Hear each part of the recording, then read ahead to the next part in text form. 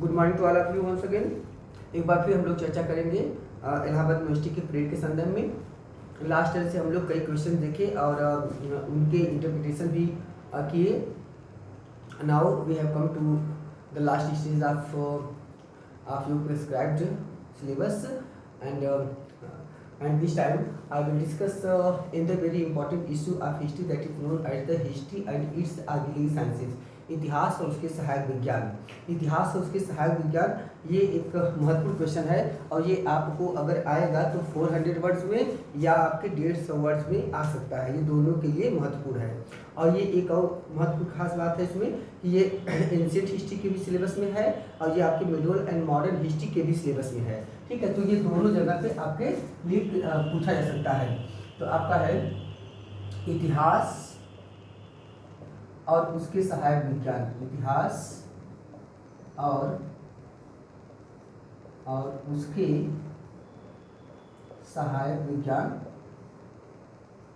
History and it's auxiliary sciences.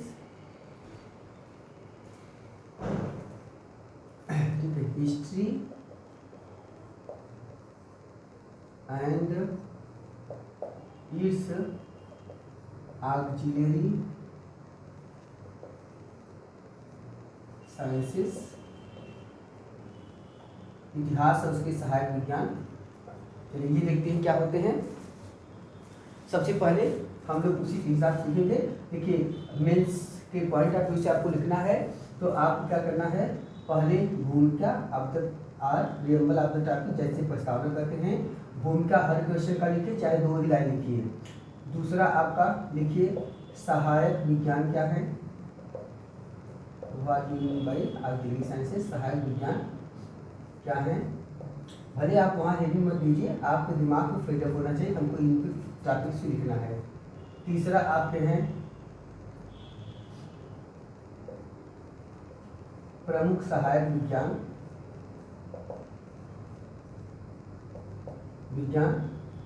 चौथा है इनका महत्व क्या है। ठीक है, महत्व क्या है। और अगला लिख दीजिएगा एक तो इसकी आलोचनाएं और फिर आप लिख दीजिएगा निष्कर्ष।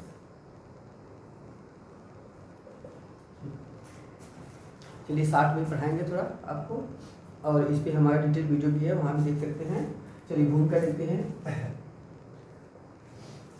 इतिहास जो है वह अतीत के मानवीय समाज के क्रियाकलापों का एक व्यवस्थित, एक वस्तुनिष्ठ, एक वैज्ञानिक अध्ययन होता है जिसमें कि इसके माध्यम से हम मानव की गतिविधियों, सामाजिक जीवन, सामाजिक परिवर्तन आदि की प्रक्रिया को समझने का प्रयास करते हैं। इस प्रक्रिया के अंतर्गत इतिहास लेखन सबसे महत्वपूर्ण विधा होती है जिसके संदर्भ में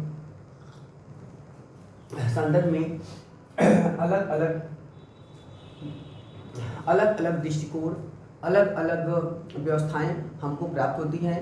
इसीलिए इतिहास लेखन में बहुत सारी प्रवृत्तियों, बहुत सारी तकनीकों का प्रयोग किया जाता है।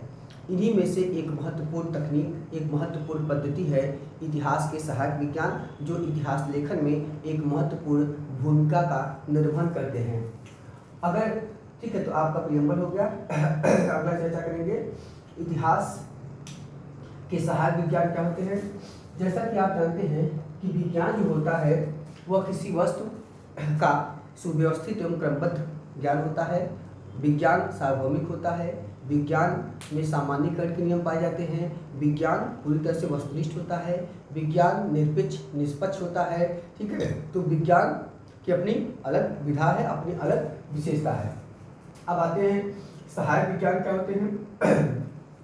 समझिए, चूंकि इतिहास जो है यह मानवीय समाज के क्रियाकलापों का अध्ययन होता है, इसीलिए तमाम प्रयासों के बावजूद भी इतिहास जो है वह पूरी तरह से विज्ञान नहीं हो सकता है, लेकिन इतिहास के लेखन में अनेक वैज्ञानिक पद्धति, अनेक तकनीकों का प्रयोग किया जाता है।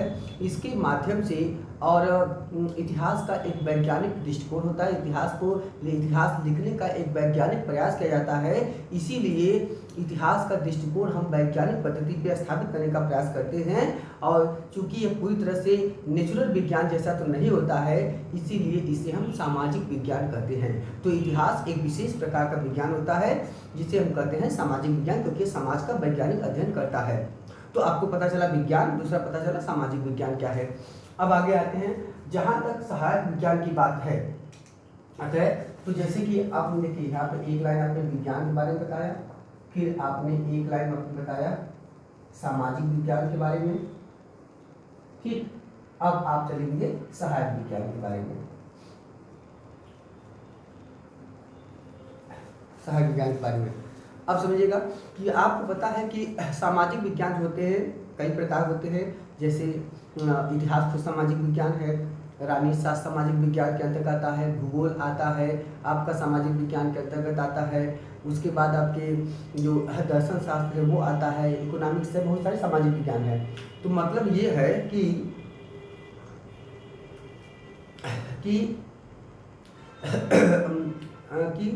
कि अनेक ऐसे स्ट्रीम्स हैं जिनका हम वैज्ञानिक अध्ययन करते हैं, इसीलिए वो सामाजिक विज्ञान के परिधि में परिगणित होते हैं, उनका गणना किया जाता है। सामाजिक विज्ञानों के अतिरिक्त, अब समझिएगा मेन क्वेश्चन, सामाजिक विज्ञानों के अतिरिक्त ऐसे तकनीक, ऐसे आविष्कार, ऐसी टेक्नोलॉजी जिनका प्रयोग मानव इतिहास लेखन में करता है, उन्हें इतिहास के सहायक विज्ञान कहा जाता है। फिर समझिएगा कि सामाजिक विज्ञानों के अतिरिक्त, सामाजिक विज्ञानों को छोड़ के, ऐसे मानव द्वारा समय समय पे किए गए आविष्कार, मानव द्वारा किए गए शोध आदि के माध्यम से जो वैज्ञानिक टूल्स, वैज्ञानिक उपकरण, वैज्ञानिक आविष्कार, तकनीकों का आविष्कार आदि जो होते हैं, जब हम उनका प्रयोग इतिहास लेखन में करते हैं तो उन्हें इतिहास के सहायक विज्ञान कहा जाता है। ठीक है, तो अब इतिहास के सहायक विज्ञान पता चल गया। जैसे अब इतिहास के सहायक विज्ञान ये कहते हैं, आपको पता चलेगा सामाजिक विज्ञानों के अतिरिक्त होते हैं। ये मानव द्वारा किए गए क्रियाकलाप होते हैं, अध्ययन होते हैं, मानवीय समाज को जानने समझने की एक वैज्ञानिक पद्धति, एक वैज्ञानिक टूल्स, वैज्ञानिक उपकरण होते हैं। अब प्रमुख सहायक विज्ञान कौन कौन से हैं? अब सहायक विज्ञानों जैसे कि अलग अलग मानव ने जो तकनीकी पक्ष विकसित किया है, हाँ, उन सबका अध्ययन इतिहास करते हैं। जैसे एपिग्राफी है, पैलियोग्राफी है, ये सब वैज्ञानिक पद्धतियां हैं। पैलियोग्राफी है, ग्राफोलॉजी है, सिग्लियोग्राफी है,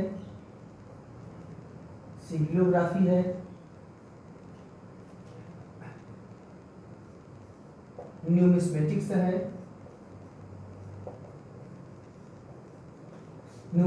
है,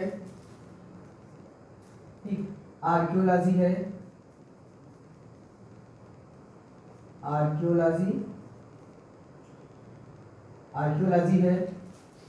ठीक है।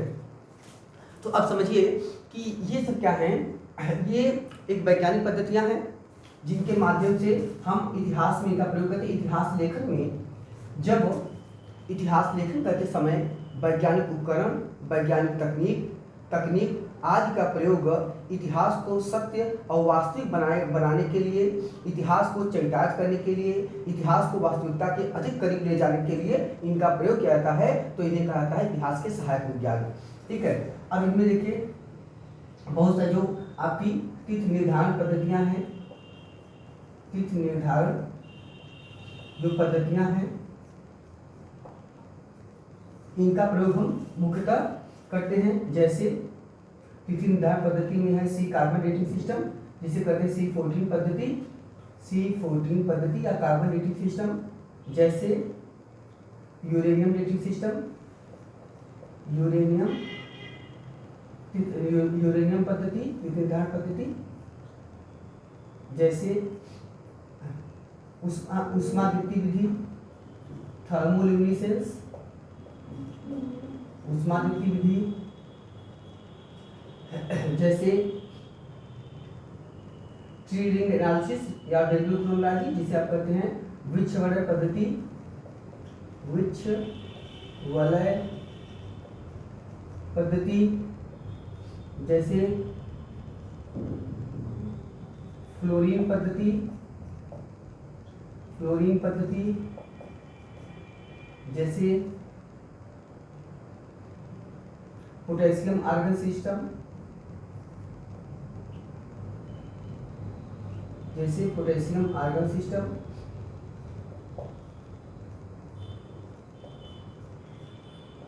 पोटेशियम आर्गन, जैसे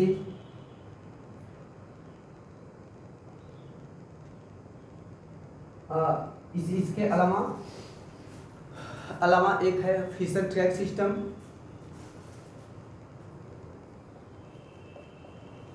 फिशर ट्रैक, और एक है पराग कण विश्लेषण। ठीक, पराग कण विश्लेषण आज की जो पद्धतियां हैं वे सब आपके इसमें आते हैं। ठीक है, अब थोड़ा समझिएगा, आप इनकी थोड़ी सी व्याख्या कर लीजिएगा।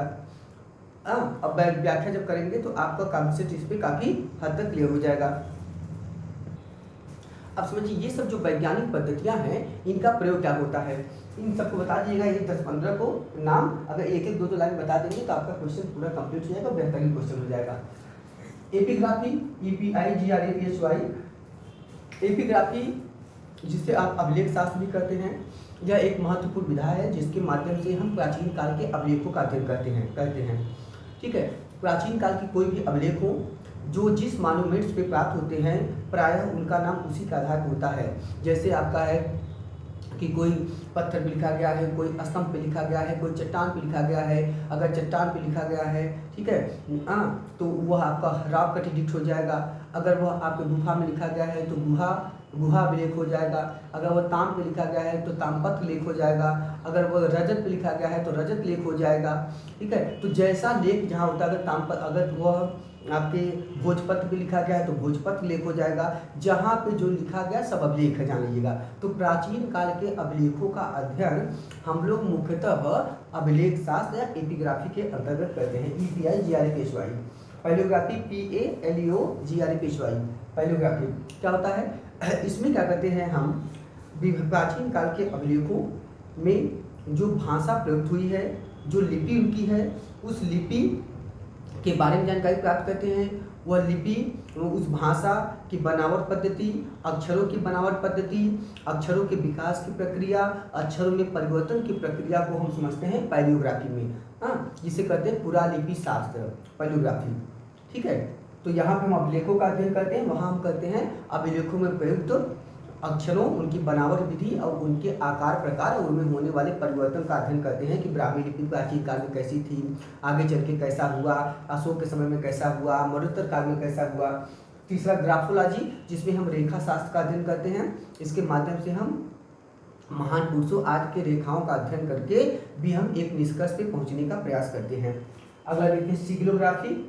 सिग्लो जो आपका है, ये आपका SIGILO SIGLOGRAPHY, सिग्लोग्राफी जो होता है यह आपके प्राचीन काल में जो बहुत सारे मुहर मिलते हैं, उन मुहरों का जो सील्स मिलते हैं, उन मुहरों का अध्ययन हम लोग मुख्यतः इसी के अंतर्गत करते हैं। जैसे देखे होंगे हड़प्पा काल में बहुत सारे मुहर प्राप्त हुए हैं, तो उन सबका अध्ययन कहाँ करते हैं, सिग्लोग्राफी में। न्यूमिस्मेटिक्स एक महत्वपूर्ण विधा है जिसका अध्ययन हम लोग, इसके अंतर्गत हम लोग मुख्यतः प्राचीन काल में जो मुद्रा है, सिक्का है, सिक्के जो बनाए जाते हैं उनकी वजन क्या है, उनका माप तौल क्या है, उनमें प्योरिटी कितना है, कितना शुद्ध है, इन सब का अध्ययन हम लोग करते हैं न्यूमिस्मेटिक्स में। इसे कहते हैं मुद्रा शास्त्र। और मुद्रा को जो मापते हैं हम लोग मापते हैं ग्रेन में मुद्रा को मापते हैं। आर्कियोलॉजी आपको पता है, पुरातत्व एक महत्वपूर्ण विज्ञान है, एक महत्वपूर्ण विधा है जिसका प्रयोग हम लोग इतिहास के लेखन में महत्वपूर्ण रूप से करते हैं। जो प्राचीन काल में बहुत सारे एक्सप्रेशन के माध्यम से, खुदाइयों के माध्यम से हम जो मॉन्यूमेंट्स प्राप्त करते हैं, जो हम आर्टिफैक्ट्स प्राप्त करते हैं। आर्टिफैक्ट्स का मतलब हो गया पुरावशेष, प्राचीन काल के अवशेष, ठीक है। चाहे वो पत्थर के मॉन्यूमेंट्स हों, चाहे वो मटके घड़े के मॉन्यूमेंट्स हों, चाहे वो कोई मूर्ति अंदर से प्राप्त हो जाए, चाहे ईंट मिल जाए, पत्थर मिल जाए, कुछ भी प्राप्त हो जाए अंदर से, चाहे जीवाश्म मिल जाए, फॉसिल्स मिल जाए, ठीक है, प्राइमर्स मिल जाए, वो सब क्या होते हैं, वे सब आर्टिफैक्ट्स होते हैं। तो इन सब आर्टिफैक्ट्स का अध्ययन जो होता है मुख्यतः आर्कियोलॉजी में करते हैं। आर्कियोलॉजी एक महत्वपूर्ण विधा इस समय है, ठीक। इसके अतिरिक्त अगर देखा जाए तो इसके अतिरिक्त बहुत सारी तिथि निर्धारण पद्धतियां हैं जिनका प्रयोग इतिहास लेखन में सबसे ज़्यादा किया जाता है, क्योंकि इतिहास जो होता है मुख्यतः साक्ष्य सापेक्ष तर्कसंगत व्यवस्थित के साथ साथ इसकी सबसे महत्वपूर्ण विधा होती है कि यह जो है यह देश और काल के परिवेश को व्यक्त जरूर करे। मतलब देश काल मतलब स्थान और समय कि कोई घटना घटित हुआ है तो किस काल का है और कहाँ पे घटित हुआ है, इसकी जानकारी के लिए हमको तिथि निर्धारण पद्धतियाँ हमारे लिए महत्वपूर्ण होती हैं। अगर तिथि निर्धारण पद्धतियों की बात करें तो सबसे पहली पद्धति जो बहुत सारे मॉन्यूमेंट्स प्राप्त होते हैं वो हम कैसे जानेंगे किस काल के हैं, तो उनके लिए हम लोग क्या करते हैं, हम लोग तिथि निर्धारित करते हैं। उस तिथि निर्धारण की पद्धति में मुख्यतः जो है सबसे पहला आपका है सी कार्बन डेटिंग सिस्टम पद्धति। कार्बन डेटिंग पद्धति जो है यह महत्वपूर्ण है, जिसकी खोज सबसे पहली बार 1949 में अमेरिका में किया गया है, जिसकी खोज किया है बिलार्ड फ्रैंक लीबी।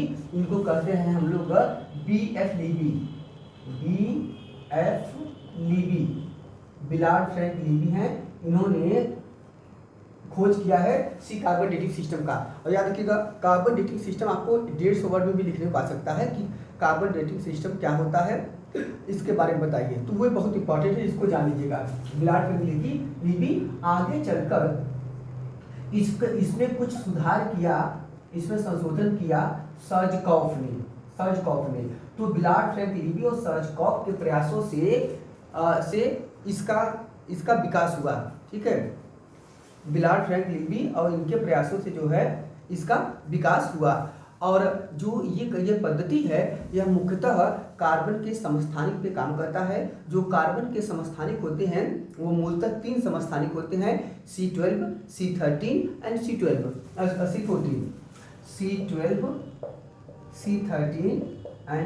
C14। इसमें C14 महत्वपूर्ण भूमिका निभाता है, इसीलिए इसका नाम हो गया कार्बन डेटिंग सिस्टम और C14। यह जो पद्धति है भारत में पहली बार इसका प्रयोग हुआ है, टाटा फंडामेंटल रिसर्च इंस्टीट्यूट ने पहली बार इसका प्रयोग किया है। इसमें क्या होता है, इसमें C13 जो होता है ये न तो कांस्टेंट होता है न बहुत ज़्यादा इम्पैक्टफुल प्रभावी होता है, तो इसीलिए इससे बहुत ज़्यादा फायदा नहीं मिलता है। लेकिन जो C12 है और C14 है इसका सबसे बड़ा फायदा होता है, ये दोनों प्रभावी भूमिका निभाते हैं। इसमें भी क्या होता है कि जब कोई हड्डी हमको प्राप्त होती है जमीन के अंदर से, तो वो जब कोई हड्डी अपने परिपक्व अवस्था तक पहुंचती है, अपने मैच्योर पीरियड तक पहुंचती है, तो उस समय उस हड्डी में C14 की मात्रा और C12 की मात्रा जो आइसोटोप्स आपको C12 एंड C14 है दोनों बराबर मात्रा प्राप्त होती हैं। जैसे मान लीजिए दोनों हड्डी में एक दौर में 100 ग्राम आपके कार्बन की मात्रा है मान लीजिए, ठीक तो हो गया, तो दोनों बराबर रहेंगे। लेकिन आगे क्या होता है कि C14 जो होता है इसका एक क्रमिक इरोजन होता है, मतलब इसका समय के साथ धीरे धीरे क्षरण होता है या धीरे इरोजन होता है, एक ग्रेजुअली इरोजन का प्रोसेस में देखते हैं। लेकिन C12 होता है यह हमेशा कांस्टेंट या स्थिर होता है, ये इसकी कम नहीं होता है। तो C12 की मात्रा के आधार पर हम देखते हैं C14 की मात्रा कितने समय में कम हो रही है, उसके आधार पर बता सकते हैं कि एक दौर में कितना कम होती है, तो अंदाज लगा लेंगे कि यह हड्डी इतने वर्ष पुरानी रही होगी। जैसे मान लीजिए कोई भी हड्डी में जो कार्बन की मात्रा है C12 और C14 है, उसे C12 के 50% तक पहुंचने में, समझिएगा C12 की जितनी मूल मात्रा है मतलब 100 ग्राम, अगर इसको 50 ग्राम तक आने में, किसको यहाँ C14 को आने में कितना वर्ष लगता है, तो प्राय इतिहास का मानते हैं 5568 ± 30 वर्ष। तो ठीक है, ये प्राय मान्यता कभी कभी 5600 वर्ष, कहीं कहीं 6000 वर्ष, तो मोटे तौर पे 6000 वर्ष नहीं तो 5600 वर्ष। तो 5568 प्लस माइनस 30 मतलब कार्बन डेटिंग सिस्टम में 30 वर्ष का फ्लैक्चुएशन पाया जाता है। ये 30 वर्ष ज़्यादा भी हो सकता है, कम भी हो सकता है, इतना जो होता है इसमें अभी लूप होल्स कर सकते हैं। तो ये आपका हो गया कार्बन डेटिंग सिस्टम। मतलब है कि कार्बन की जो मात्रा है वह मात्रा जितना C12 में होगा उसका 50% तक पहुंचने में C14 का जो क्षरण होगा उसमें कम से कम 6000 वर्ष लग जाएगा। तो और कम होगी तो 12000 वर्ष, और आधा हो जाएगी तो 24000 वर्ष। ऐसे करते करते लगभग हम 50 से 60,000 वर्ष 50 से 60,000 वर्ष पुराने मॉन्यूमेंट्स का हम लोग तिथि निर्धारित कर सकते हैं हड्डियों का कि यह हड्डी कितने वर्ष पुरानी रही होगी। तो that is a very very important technology technique to decide the chronology of ancient monuments. अब आगे चर्चा करेंगे। देखिए, आप अगर बहुत डिटेल देखना है तो हमने जो इतिहास उसके सहायक विज्ञान बनाया है, हिस्ट्री विथ आनंद पांडे जाके देख लीजिएगा, और बेहतरीन है। जिसमें अगर मान लो कोई हड्डी स्त्री की है, कोई पुरुष की है तो कैसे जानेंगे, इन सब पे हमने काफ़ी बात किया है। ओके, चलिए दूसरा देखते हैं। दूसरा है, मान लीजिए 50 से 60,000 वर्ष पुराने हड्डी का तो तिथि निर्धारित कर लिए। अगर बहुत सारे वैज्ञानिक तकनीक का प्रयोग कर दें तो हो सकता है कभी कभी इतिहासकार कहते हैं कि 80 वर्ष पुराने हम लोग मॉन्यूमेंट्स की तिथि जो है निर्धारित कर सकते हैं। लेकिन मान लीजिए कोई हड्डी और ज़्यादा पुरानी हो, तो 1 लाख हो, 2 लाख हो, 5 लाख वर्ष पुरानी हो, तो क्या होगा। इसके लिए हम प्रयोग करते हैं जहाँ पे, या देखिएगा क्वेश्चन आ सकता है अभी में, जहाँ पे C14 सिस्टम काम नहीं करता है और अधिक मॉन्यूमेंट्स जो होते हैं, आर्टिफैक्ट्स अधिक प्राचीन होते हैं, तो उनकी तिथि निर्धारित करने के लिए हम लोग यूरेनियम डेटिंग सिस्टम का प्रयोग करते हैं। यूरेनियम डेटिंग सिस्टम जो है इसकी खोज किया है क्यूरी ने। इसकी खोज किया है क्यूरी ने, जो कि मुख्यतः आपके यूरेनियम के समस्थानिक, यूरेनियम थोरियम और यूरेनियम लीड, इन समस्थानिक पे काम करता है। यूरेनियम थोरियम और यूरेनियम और लीड, इन समस्थानिक पे काम करता है। और इसके माध्यम से हम लोग लगभग आपका समझिएगा कि इसके माध्यम से हम कई लाख वर्ष पुराने मॉन्यूमेंट्स जो होते हैं उनकी हम लोग तिथि निर्धारित आपका कर सकते हैं। ये महत्वपूर्ण आपकी पद्धति होती है। ठीक है, चलिए अगला देखते हैं। अगला है आपका वृक्ष वलय पद्धति। उष्मादित्य विधि है, पहले यहाँ देख लेते हैं। उष्मादित्य विधि क्या है, इसे हम लोग कहते हैं थर्मोल्यूमिनेसेंस, THERMOLUMINASCENCE, थर्मोल्यूमिनेसेंस। जो थर्मोल्यूमिनेसेंस है, इसकी जो खोज किया है वह किया है फेरिंगटन डेनियल्स ने इसकी खोज किया है थर्मोल्यूमिनेसेंस की। ये जो थर्मोल्यूमिनेसेंस होता है, फेरिंगटन डेनियल्स ने खोज किया है। इसके माध्यम से हम प्राचीन काल के जो मृदभांड होते हैं, जो मिट्टी के बर्तन होते हैं, जिन्हें आप कहते हैं पॉटरी कल्चर, तो पॉटरीज की तिथि निर्धारित करते हैं। जैसे मान लीजिए कोई मटका हो गया, कोई घड़ा का टुकड़ा मिल गया, तब उसकी तिथि निर्धारित करते हैं। उष्मादित्य विधि इतने बता दीजिएगा। हम तो आपको बता सकते हैं कि कैसे इसका तिथि निर्धारित होती है, लेकिन इतना आपको लिख नहीं पाएंगे अभी। ओके, तो आपको और डिटेल देखना तो वहाँ पर हमने इस वीडियो बताया है। उष्मादित्य विधि आ गया। ये बस इतना बता दें किसने खोज किया, इसमें क्या होता है। वृक्ष वलय पद्धति क्या होता है, जिसे कहते हैं थ्री रिंग एनालिसिस, या इसे कहते हैं डेंड्रोक्रोनोलॉजी, DENDROCRONOLOGY। डेंड्रोक्रोनोलॉजी खोजा है आपके A.E. डगलस ने। A.E. डगलस महोदय ने इसको खोजा है। डगलस महोदय ने इसको खोजा है। यह क्या होता है, सामान्य परिस्थिति में मान लीजिए कोई काष्ठ का टुकड़ा मिला, लकड़ी का टुकड़ा, वो कितनी पुरानी है, तो इसकी तिथि निर्धारित करने के लिए हम लोग इस पद्धति का प्रयोग करते हैं। सामान्य परिवेश में ये माना जाता है कि कोई भी जो वृक्ष होता है, वह वृक्ष 1 साल में उस वृक्ष में एक वलय का निर्माण होता है, रेंगोला बनता है। जो वैज्ञानिक होते हैं वो तकनीकों के माध्यम से ये जान लेते हैं कि यह वृक्ष कितना पुराना होगा, और वो उसको काउंट कर लेते हैं कितने गोले हैं। हम आप नहीं कर पाएंगे, वही लोग जान पाएंगे। ये सब बहुत ही कॉम्प्लिकेटेड टेक्निकल एस्पेक्ट हैं। जितना बताना सरल लग रहा है उतना मैं भी नहीं जानता हूँ इसके बारे में, लेकिन आपको जो लिखना है उतना बता देना, उतने में आपका काम चल जाएगा, जो आपके लिए जरूरी है। ओके, तो ये हो गया वृक्ष वलय पद्धति। अगला आपका जो महत्वपूर्ण है वह आपका है फ्लोरीन सिस्टम। फ्लोरीन क्या होता है, जो फ्लोरीन सिस्टम होता है यह फ्लोरीन हड्डियों में पाया जाता है। ऐसा माना जाता है कि अगर कोई हड्डी, कोई व्यक्ति मर गया, अगर तो हड्डी आपने उसको दफन कर दिया या आप खुले में छोड़ दिया, अगर कोई हड्डी है तो वो अगर हड्डी ज़मीन के अंदर दबी है तो प्राय दबा हुआ मिलेगा ज़मीन के अंदर, ठीक है। अगर कोई हड्डी ज़मीन के अंदर दबी हुई है तो उस हड्डी में क्या होती है, फ्लोरीन की मात्रा जो होती है धीरे धीरे संचित हो जाती है।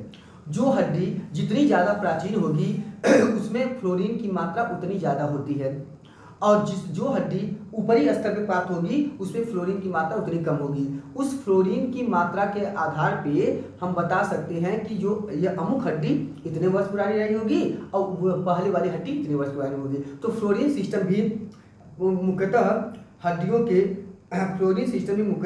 के तिथि निर्धारण के लिए एक महत्वपूर्ण विधा होती है, ठीक है, जिसका खोज किया है आपका ए कार्नोट ने। इसकी खोज किया फ्लोरीन सिस्टम की ए कार्नोट ने।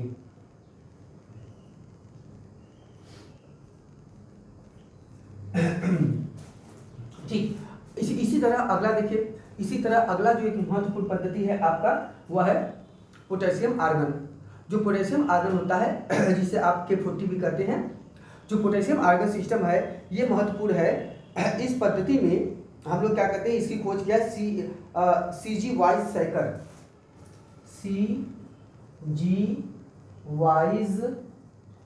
साइकर महोदय ने इसकी खोज किया है। ये आपका है पोटेशियम आर्गन पद्धति, ठीक। इसके माध्यम से क्या होता है कि जो पोटेशियम आर्गन पद्धति होती है इसमें जो आपके इसमें क्या होता है, इसमें हम लोग मुख्यतः खनिज और प्राचीन काल के जो सेल्स होते हैं, खनिज और प्राचीन काल के सेल्स जो होते हैं उनकी तिथि हम लोग इसके माध्यम से निर्धारित करते हैं, ठीक है। अगला देखते हैं, अगला बड़ा इंपॉर्टेंट है जिसे आप कहते हैं फिशर ट्रैक पद्धति। फिशर ट्रैक क्या होता है, जो हमारे पास आग्नेय चट्टान होते हैं, ये भी क्वेश्चन ये सब हायर एजुकेशन पूछा जा चुका है। फिशर ट्रैक क्या है, जिसमें आग्नेय चट्टान जो होते हैं, इन आग्नेय चट्टानों की तिथि निर्धारित करने के लिए हम लोग क्या करते हैं, फिशर ट्रैक पद्धति का प्रयोग करते हैं, जिसमें फ्यूजन करा के तिथि निर्धारित करते हैं। अगला है आपका परागकण विश्लेषण, जिसे आप कहते हैं pollen analysis, POLLEN pollen analysis, ठीक है, ALYSIS एनालिसिस, ठीक है। जो पोलन एनालिसिस होता है ये भी एक महत्वपूर्ण पद्धति आपकी होती है। पोलन एनालिसिस में हम लोग कई प्रकार के तिथियों को जानते हैं, समझते हैं। पोलन एनालिसिस क्या होता है, इसमें जो मिट्टी होती है, जो मिट्टी के विभिन्न लेयर्स होते हैं, संस्करण होते हैं, उनको जानने का प्रयास करते हैं। इनके माध्यम से हमको पता चलता है, जिसे कहते हैं परागकण विश्लेषण, ठीक है। यह जलवायु परिवर्तन और मिट्टी के स्तर जानने में काम करता है। इसकी खोज क्या है, लेनर वाल पोस्ट ने। इसकी खोज क्या है, लेनर वाल पोस्ट ने। ये जो परागकण विश्लेषण होते हैं क्या होते हैं कि वृक्षों से अलग अलग सीजन्स में वृक्षों से कुछ पोलेंस परागकण निकलते हैं। वो जब जाके जमीन पे जाते हैं तो जमीन के साथ जो होता है फॉर्मेशन करके वो जमीन के साथ जाके उसमें जब दब जाते हैं तो ज़मीन के फॉर्मेशन को बदल देते हैं, ठीक है, जिससे आपको पता चल जाता है कि यह ज़मीन जो है मिट्टी का स्तर जो होगा वो कितना पुराना हो सकता है। तो इनसे और जलवायु परिवर्तन बायोलॉजी से जानकारी मिल जाती है, इसे कहते हैं पोलन एनालिसिस। मतलब हमारे पास अनेक तकनीक हैं जिनके माध्यम से हम आज का तिथि निर्धारित कर रहे हैं। इसी तरह एक और तकनीक है जिसे आप कहते हैं लॉ ऑफ स्ट्रेटिफिकेशन, जिसे आप कहते हैं स्तरीकरण का नियम, जिसे आप कहते हैं स्तरीकरण का नियम। ये क्या है, सामान्य परिवेश में स्तरीकरण भी एक वैज्ञानिक पद्धति माना जाता है। अगला आपका है, इन्हीं सब में आप ऐड करते जाएंगे। इसके अतिरिक्त है सब स्तरीकरण क्या होता है, जो लॉ ऑफ स्ट्रेटिफिकेशन होता है यह कहता है कि सामान्य परिवेश में अगर कोई विशेष प्राकृतिक हलचल न आए तो सामान्य परिवेश में किसी भी स्थान विशेष से, जो हिस्टोरिकल साइट्स होते हैं, जो आपके आर्कियोलॉजिकल साइट्स होते हैं, उस साइट्स में जो वस्तुएं आर्टिफैक्ट्स जमीन के जितना नीचे पाई जाती हैं उतनी प्राचीन होती हैं, जो उसके ऊपर पाया जाता है वो उससे नवीन होता है, जो उसके ऊपर पाया जाता है और नवीन होता है। तो स्ट्रेटिफिकेशन के माध्यम से भी हम संस्कृतियों को क्रम को समझ सकते हैं, जान सकते हैं। जैसे कि आपका एक्सकवेशन प्रोसेस में 3 प्रकार के एक्सकवेशन मुख्यतः होते हैं, वर्टिकल, हॉरिजॉन्टल एंड स्टेपिकल। तो पहला होता है वर्टिकल ऊर्ध्वाधर, मतलब जिसे लंबवत कहते हैं, जिसके माध्यम से सीधी खुदाई करते हैं, जिसमें हम संस्कृतियों का क्रम निर्धारित करते हैं। हॉरिजॉन्टल, जिसमें क्षैतिज उत्खनन होता है, लंबे एरिया में चौड़ाई के साथ करते हैं, तो इसमें समय भी धन और समय श्रम दोनों ज़्यादा लगता है, इसीलिए ये खुदाई कम हो पाती है। तो इसमें धन जन की ज़्यादा जरूरत पड़ती है। तो ये होता है आपका क्षैतिज उत्खनन। और स्टेपिकल का मतलब होता है कि थोड़ा दूर पहले खुदाई कीजिए, फिर कुछ दूर क्या कीजिए, सीढ़ी बना लीजिए, फिर कुछ देर चल के खुदाई कीजिए, फिर कुछ देर से इसे कहते हैं स्टेपिकल। ठीक है, तो आपका क्या होगा कि बहुत सारे एक्सप्लोरेशन पद्धति है, तो स्ट्रैटिफिकेशन भी एक महत्वपूर्ण पद्धति है। इसके अलावा इतिहास लेखन में आजकल हम लोग अन्य तकनीकों का भी प्रयोग इतिहास लेखन में कर रहे हैं, जिससे इतिहास और अधिक सत्य वास्तविक बना है। जैसे इसके अलावा क्या कहते हैं, इसके अलावा हम लोग फोटो सिंथेसिस का प्रयोग कर रहे हैं।